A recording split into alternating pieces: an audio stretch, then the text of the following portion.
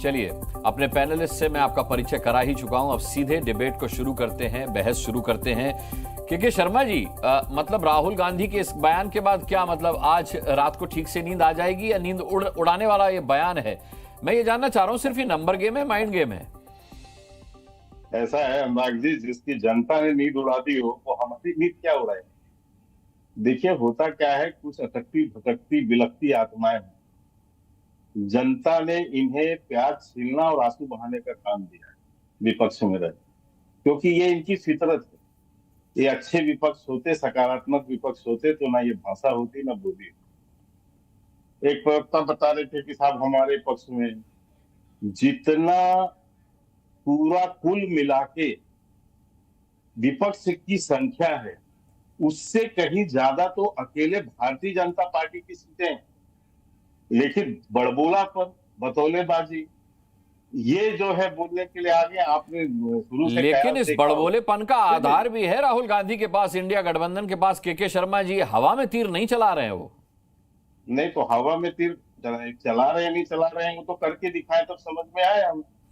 हमें तो पहले यही बात मैं कहने जा रहा था कि जब रिजल्ट आया, रिजल्ट आने के तुरंत बाद इन्होंने खूब ढोल बजाए, खूब मिठाइयां बांटी और इसके बाद इन्होंने ये कहा कि देखो साहब ये तो सरकार बन नहीं सकती, मंत्रिमंडल बट नहीं सकता, समर्थन मिलेगा नहीं, ये सारी चीज करते आए ना। फिर इन्होंने कहा कि नहीं मंत्रालय का बंटवारा में लड़ाई हो जाएगी, फिर स्पीकर में हो जाएगा, फिर इसमें हो जाएगा। तो ये बाहर बैठ के कुड़ रहे हैं।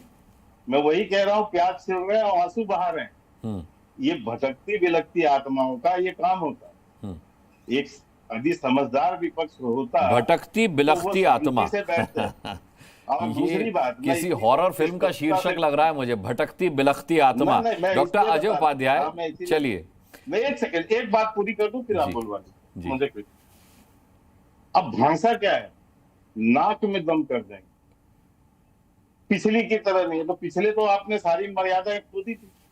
पहली बार हुआ था अनुराग जी कि किसी स्पीकर के सामने ट्रेजरी बेंच के ऊपर चढ़ के और जिस ढंग से नाच कर रही थी विपक्ष, जिस ढंग से स्पीकर के मुंह पर जो है पुस्तिका फेंका जा रहा था, सारी मर्यादाओं को लांघ दिया था।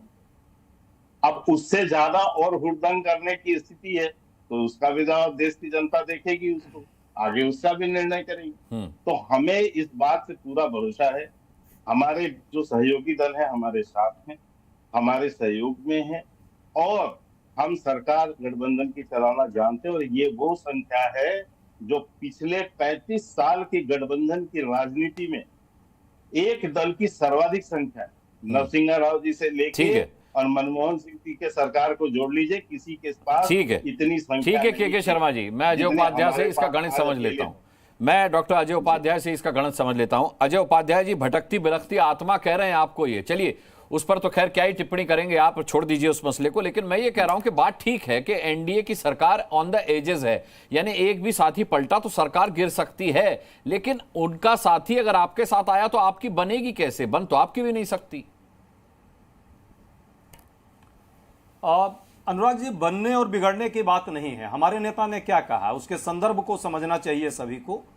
हमारे नेता ने स्पष्ट कहा कि जिस तरह का स्वभाव है और जिस तरह का जनादेश है, मोदी जी का जो शहंशाह जो है उनका अहंकार एक बड़ा है और जनादेश क्या है, सबको लेकर चलने का जनादेश है, गठबंधन धर्म को पालन करने का जनादेश है, सहमति के साथ सरकार का कोई भी निर्णय लेने का जनादेश है। निश्चित तौर पे ये कौन नहीं जानता कि जिस तरह की परिस्थिति है, नायडू नीतीश डिपेंडेंट अलायंस है ये।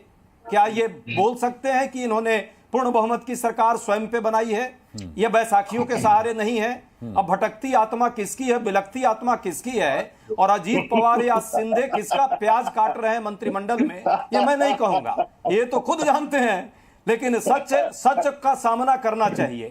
हमारे नेता ने तथ्यों पे आधारित वास्तविक जो राजनीतिक विमर्श है उसकी बात की है कि यदि मोदी जी ने गड़बड़ी की और गलती की, जो अहंकारी हैं पहले से रहे हैं, तो ये सरकार नहीं चल पाएगी। इनके कारण ही, इनके बीज इस सरकार के गिरने के इन्हीं में अंतर्निहित है। कारण मैं बताता हूं।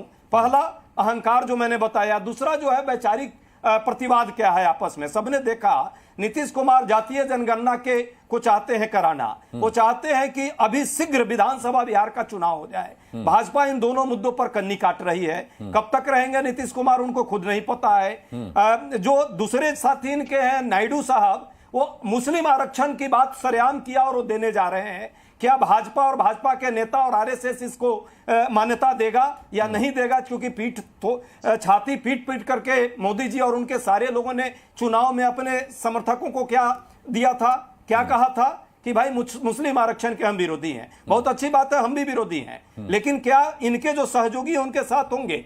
तीसरी बात, जिस तरह का लगातार जो है ये बीजेपी का हार हुआ है, कम सीट आई है, उसके कारण ये संसदीय दल का बैठक नहीं किए और बीजेपी के लोग और इंक्लूडिंग आरएसएस जो लगातार चुनौती दे रहा है, क्या उसका सहारा ले पाएंगे? कम बता रहे हैं, लेकिन प्रधानमंत्री खुद कह चुके हैं कि बीजेपी की जितनी सीटें अकेले आई हैं उतनी तो कुल मिलाकर के पूरे इंडिया गठबंधन की भी नहीं आई हैं।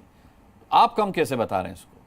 देखिए, एकदम सही आपने कहा। बीजेपी के जो सीट है और इंडिया गठबंधन को सीट है उसमें अंतर है थोड़े से का, लेकिन बीजेपी को ऐसी सीट नहीं आई है जिससे कि पूर्ण बहुमत की सरकारें बना सकते थे। और मोदी जी को आदत स्वयं को रहा है कि वो अकेला डिसीजन लेते हैं। गठबंधन की सरकार है। पांचवी जो महत्वपूर्ण बात थी, 10 सेकंड, सिर्फ 10 सेकंड, मंत्रिमंडल का जो इनका मामला रहा है, हमने तो नहीं कहा अजीत पवार वाली बात और शिंदे वाली बात। और स्पीकर पद पर जो एक लोकतांत्रिक प्रक्रिया है उसके तहत आज तक का यह ट्रेडिशन रहा है कि सत्ता पक्ष जो है स्पीकर लेता है और सहयोगी या विपक्ष जो है डिप्टी स्पीकर लेता है। इस पर भी आप देखिएगा इनके अंदर घमासान है और देखिएगा ये भी एक बड़ा कारण बन सकता है। तीसरी बात, सशक्त प्रतिपक्ष है, वो प्रतिपक्ष नहीं है 2019 और 14 का।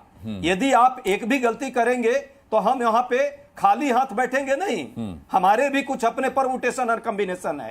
एक, क्या ये सही नहीं है? खाली हाथ नहीं 240 जो इनको सीट आई है, 111 नहीं 111। भाई राजनीति कर रहे हैं, डंडा की राजनीति हम नहीं करते, लेकिन हाँ राजनीति में परमुटेशन कॉम्बिनेशन का खेल तो है। और 111 सांसद कांग्रेस के लोग हैं इनके यहाँ, जो कहीं ना कहीं सही बात है। हमारे भी सूचना के वो तंत्र है, कितना अंदर से दुखी द्रवित है। ठीक है, चलिए एक छोटा सा रिएक्शन के शर्मा आपका जवाब देना चाह रहे, फिर मैं और गेस्ट पे जाता हूं। जो मैं आता हूं आपके पास, वास्तविक है, हम दाएं बाएं नहीं कर रहे हैं, जो सच है वो सच है। ठीक है, के शर्मा जी छोटी सी हमारे नेता ने भी सच को व्यक्त किया है। नहीं, पहले तो मैं थोड़ा सा क्लियर कर दूं डिप्टी स्पीकर का। डिप्टी स्पीकर जो विपक्ष का बनता है, ये पहले का कोई इस तरह का प्रेसिडेंट नहीं। 96 के बाद जब ये गठबंधन पे आए और इनकी नस टूटी, कांग्रेस की जो अकड़ थी इनकी वो खत्म हुई, तब ये डिप्टी स्पीकर का पद देने की बात ये करने लगे। उसके पहले न राजीव गांधी के समय कोई डिप्टी स्पीकर बना, न इंदिरा जी ने बनाया, न नेहरू जी ने कभी बनाया। तो ये प्रेसिडेंट हमें ना सिखाए, पहली चीज वो उसे करेक्ट करें। दूसरी बात, इन्होंने बैठक की बात की, मैं एक प्रश्न ही मात्र रख रहा हूँ अनुराग जी आपके। हमने तो संसदीय दल की बैठक की और ये सारे ओवर खुले में किया, संसद के उसमें सभागार में किया और लाइव टेलीकास्ट में सबने देखा, सारे दल के नेता बैठे थे और जिन्होंने प्रधानमंत्री का झूठ। एक मिनट में बता दूं, भाजपा के संसदीय दल की कोई बैठक नहीं, झूठ। सरेआम चैनल पर झूठ बोल रहे हैं, सरेआम झूठ बोल रहे हैं। संसदीय दल भाजपा की बैठक नहीं हुई, ये आपको अरे हम तो देख लिए, पूरा देश देखा।